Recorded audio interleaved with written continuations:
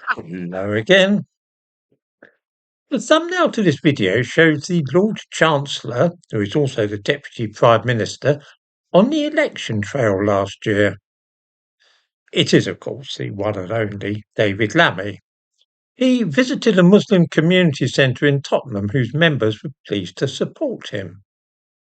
They were all men, of course, because women are in that community discouraged from involving themselves in politics. Now, if a Conservative MP or someone like Nigel Farage were to be found talking to a bunch of men in a place where there was a sign saying "No girls allowed," I'm pretty sure that the newspapers would be kicking up a fuss about it. It happens quite often, though, with Labour MPs who have a lot of Muslims in their constituency, and they dare not say anything for fear of losing votes. Indeed, some of them approve of this state of affairs, by which I mean the Muslim male MPs. 5 of the MPs associated with the so-called Your Party are Muslim men, and 3 of them habitually address only meetings of men and have no women at all involved in their local constituencies.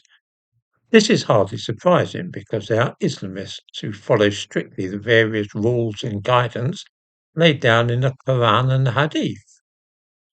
What puzzles me sometimes is why no left-wing people ever seem inclined to take them to task for this. The answer is, of course, that they are in favour of anything which will prolong a left-wing government and don't wish to say anything at all which might damage either the Labour Party or the provisionally entitled Your Party. Then, too, Islamophobia is a big thing with left-wingers, and drawing attention to the fact that many Muslim men are horribly sexist and wish to sideline women and restrict them to the domestic sphere felt to give a negative impression of Islam. Labour knows this is going on, and so does everybody else.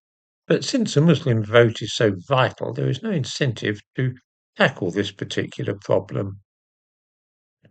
After seeing the murder of those Jews in Manchester this morning, most of us see that the actual problem is less people picking on and being horrible to Muslims, as in Islamophobia, and it's more that some Muslims are homicidal maniacs who wish to kill anybody who doesn't belong to their religion. Incidentally, viewers might care to remember that after the car ploughed through the crowd of Liverpool football supporters earlier this year, the police announced almost immediately after the arrest that they had a white man in custody.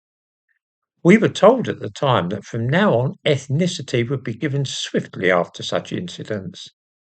The latest car ramming, though, took place 8 hours ago, but there is no word about ethnicity. 2 further arrests have been made, so clearly the police know who is responsible, but they still refuse to mention ethnicity or religion. I doubt that anybody will be surprised by this, though.